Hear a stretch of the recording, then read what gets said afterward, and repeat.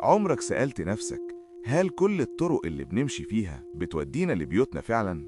ولا في طرق بتفتح بوابات لأماكن تانية؟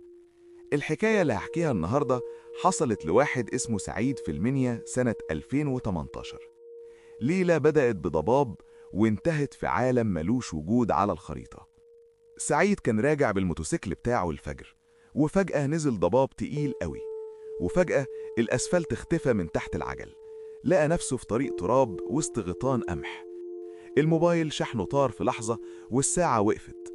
بدأ يظهر قدامه نجع غريب، بيوت طين قديمة ومنورة بمشاعل نار، ولا كأننا في سنة 2018 خالص.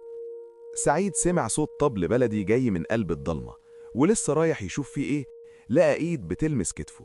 التفت لقى راجل عجوز بجلابية سودة ودقن طويلة. الشيخ قال له بلهجة تخوف: العالم ده مش بتاعك يا ولدي، لو رحت ورا صوت الطبل مش هترجع لمراتك وابنك تاني. الشيخ عطاله حجر اسود بيلمع وقال له: امشي وما تبصش وراك مهما نادوا عليك. سعيد داس بنزين وهو مرعوب، وهو ماشي وسط البيوت سمع صوات ناس بتستغيث وضحك عيال صغيرين، وشاف خيالات مرعبة بتناديه، بس فضل باصص قدامه لحد ما الضباب فك ولقى نفسه قدام جامع. والمفاجأة إنه لقى نفسه غايب عن أهله 3 أيام كاملة وهو فاكرهم ساعة واحدة.